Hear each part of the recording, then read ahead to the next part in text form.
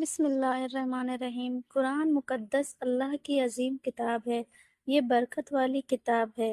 اس کی آیتیں مومنوں کے لیے شفا ہیں۔ اس کے ایک ایک حرف میں 10 نیکیاں اللہ نے مقرر فرمائی ہیں۔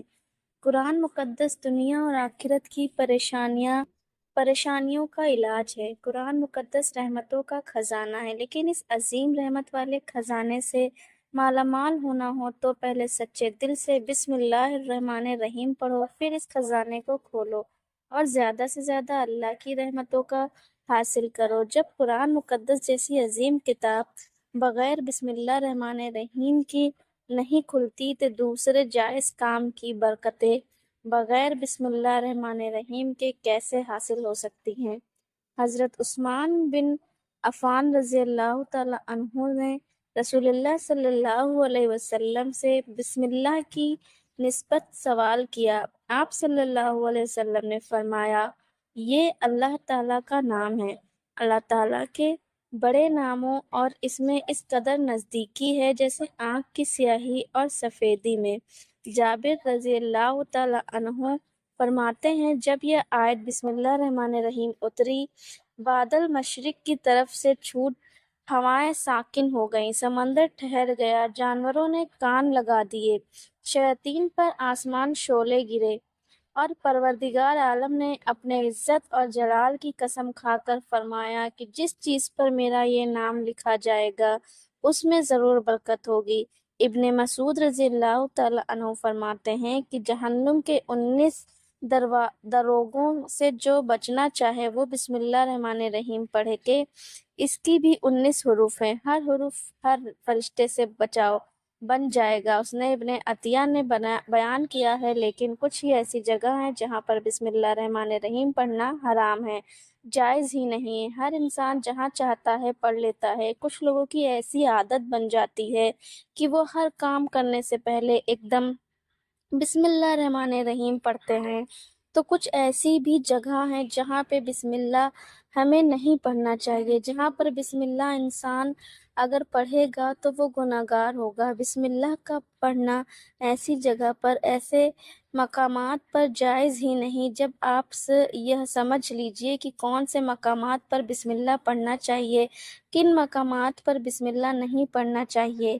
ناظرین، آپ نے سنا ہوگا کہ ہر کام شروع کرنے سے پہلے بسم اللہ الرحمن الرحیم پڑھنا چاہیے، کیونکہ بسم اللہ الرحمن الرحیم کا مطلب ہے کہ اللہ کے نام سے شروع، جو بڑا مہربان نہایت رحم والا ہے۔ یعنی ہم کام کو جو شروع کر رہے ہیں اللہ کے نام سے شروع کر رہے ہیں تاکہ اللہ تعالیٰ ہماری اس کام میں برکت عطا فرما دے۔ اور بسم اللہ پڑھنے کے فائدے بھی بہت زیادہ ہوتے ہیں کہ اگر کوئی انسان کسی کام کو پڑھ کر کرتا ہے تو اللہ تبارک تعالیٰ اس کے اس کام میں برکت عطا فرماتے ہیں۔ اور یہ سنت بھی ہے۔ حضور صلی اللہ علیہ وسلم نے بہت سارے مقامات پر ہمیں بسم اللہ الرحمن الرحیم پڑھنے کی تاکید فرمائی ہے، اور حضور صلی اللہ علیہ وسلم نے بسم اللہ الرحمن الرحیم پڑھنے کا حکم دیا ہے۔ اب اگر آپ کوئی بھی نیک کام شروع کر رہے ہیں، اس نیک کام کو شروع کرنے سے پہلے بسم اللہ الرحمن الرحیم اگر آپ پڑھ لیں گے تو آپ کی سنت بھی ادا ہو جائے گی اور اس پر آپ کو ثواب بھی ملے گا اور اس کی برکتیں بھی آپ کو ملے گی۔ اگر آپ نے کسی نیک کام کو شروع کرنے سے پہلے بسم اللہ پڑھ لیا تو پھر انشاءاللہ اس میں آپ کا نقصان نہیں ہوگا۔ اللہ تعالیٰ خود آپ کا حامی، مددگار اور ناصر بن جائے گا، کیونکہ آپ نے اپنے کام کو اللہ کے نام سے شروع کیا ہے کہ ہمارا کام تھا کرنا، اور بندہ کیا کرتا ہے اور اس کے بس میں ہوتا کیا ہے؟ بندہ تو اسباب اختیار کرتا ہے، اور بندہ کر بھی کیا سکتا ہے؟ بندے کے ذمے صرف اسباب کا اختیار کرنا ہے، کیونکہ آپ کسی کام کو کرنے سے پہلے سبب اختیار کریں کہ ہمیں یہ کام کرنا ہے، باقی اللہ کے سپرد کر دیں۔ آپ اپنے کام کو کریں، باقی جو آپ کا کام ہے وہ اللہ تبارک تعالیٰ کے سپرد کر دے۔ ایک مرتبہ ایک صحابی آ کر عرض کیا، یا رسول اللہ صلی اللہ علیہ وسلم، میں پریشان ہوں، ہمارے اونٹ کہیں کھو گئے ہیں۔ تو آپ صلی اللہ علیہ وسلم نے ان کو یہ بتایا کہ اللہ پہ بھروسہ کرو اور اللہ پر بھروسہ ہی اصل چیز ہے۔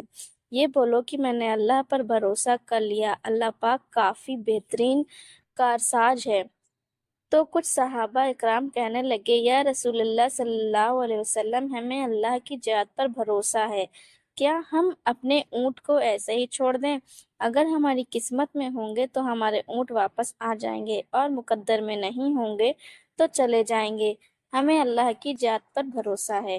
تو آپ صلی اللہ علیہ وسلم نے فرمایا کہ نہیں، پہلے اپنے اونٹ کو باندھو، پھر اللہ کی ذات پر یقین کرو، پھر اللہ کی ذات پر بھروسہ کرو، یعنی ہمارے ذمے کے جو کام ہیں وہ ہمارے اوپر کرنا لازم ہے۔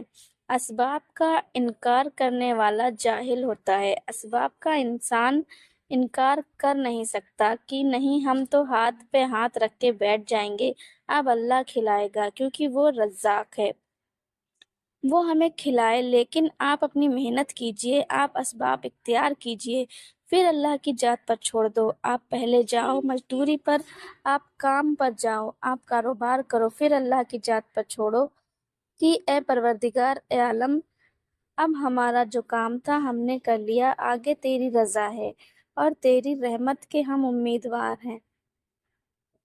صرف ہمارے کمانے سے رزق تھوڑی ملتا ہے، آپ نے کمایا، بس کما کے لے آئیے۔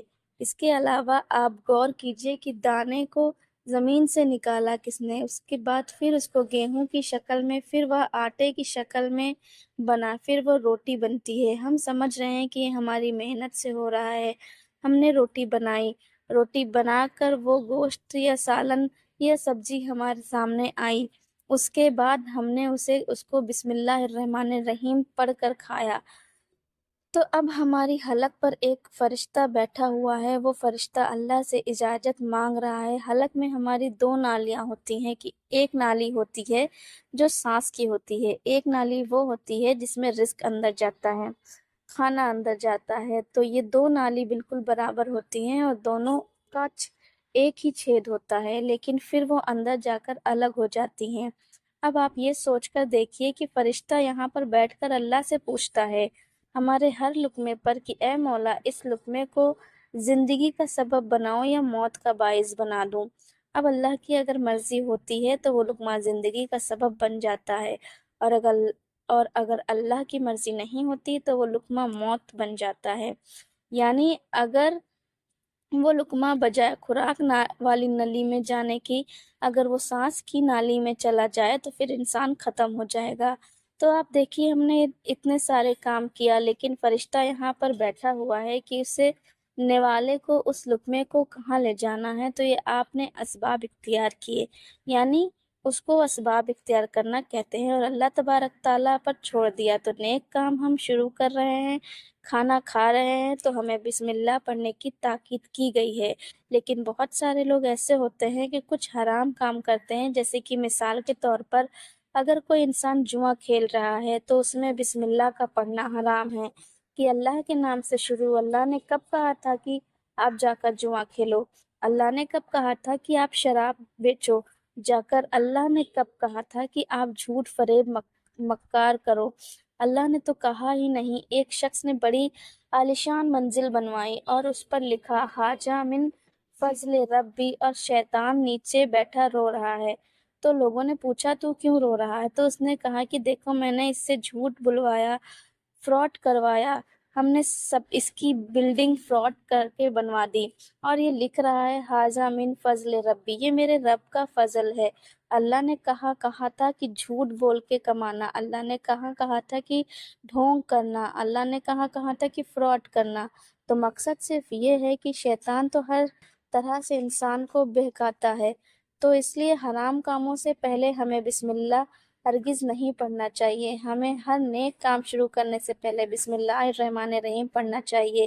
ہمیں احتیاط رکھنا چاہیے کہ جب ہم باتھ روم کے اندر داخل ہو چکے ہوں، نہانے سے قبل بسم اللہ نہ پڑھیں، باتھ روم میں جانے سے پہلے ہم بسم اللہ الرحمن الرحیم پڑھیں، اور باتھ روم کے نکلنے کے بعد جب کپڑے پہنے تو پھر بسم اللہ الرحمن الرحیم پڑھیں۔ اور کوئی انسان کاروبار کرتا ہے، اب اس نے جھوٹ بولا اور پھر اس کے بعد پیسے لیتے وقت بسم اللہ الرحمن الرحیم پڑھا تو ایسی جگہ پر جہاں پر حرام کام کوئی بندہ کرتا ہے تو وہاں پر بسم اللہ الرحمن الرحیم نہیں پڑھنا چاہیے، کیونکہ اللہ تبارک تعالیٰ نے آپ کو دنیا میں چھوٹ دے رکھی ہے کہ جیسا کرو گے ویسا بھرو گے۔ اللہ تبارک تعالیٰ دیکھ رہا ہے کہ کون کیا کر رہا ہے، تو جو کچھ ہم کر رہے ہیں صحیح ہے غلط، اس کے بعد پھر لوگ کہتے ہیں کہ یہ تو اللہ کی مرضی ہے، لیکن یاد رکھنا یہ اللہ کی مرضی نہیں، اللہ کی اجازت ہے۔ اللہ نے آپ کو اجازت دی ہوئی ہے، بس اللہ نے چھوٹ دی ہوئی ہے کہ کر لو دنیا میں جیسا کرنا ہو۔ اللہ ظالم کو ڈھیل دیتا ہے لیکن جب پکڑتا ہے تو چھوڑتا نہیں ہے۔ اللہ کی پکڑ بڑی سخت ہے، تو دنیا میں اللہ دیکھ رہا ہے، یہ مرضی نہیں اللہ کی آپ گناہ کرو، لیکن اللہ نے بس اجازت دی ہوئی ہے کہ آپ کر لو، دیکھیں کتنا کرو گے۔ ایک دن آؤ گے میرے پاس، سب آؤ گے، تب ہم فیصلہ کریں گے۔ مالک یوم الدین، انصاف کے دن کا حاکم تو اللہ کی ربوبیت سمجھیے، اور ہمیں یہ سمجھنا چاہیے کہ کون سے کام ہمیں کب کرنا چاہیے، کب نہیں کرنا چاہیے۔ جو سنت رسول صلی اللہ علیہ وسلم پر ہم عمل کریں گے تو اللہ تعالیٰ ہمیں کامیاب کر دے گا، دنیا میں بھی اور آخرت میں بھی انشاءاللہ تعالیٰ پاک ہمیں بہتر عمل کرنے کی توفیق عطا فرمائے اور ہمارا خاتمہ ایمان پر فرمائے، آمین۔ ناظرین، کمنٹ باکس میں اللہ تعالیٰ کے 99 ناموں میں سے ایک نام ضرور ٹائپ کریں۔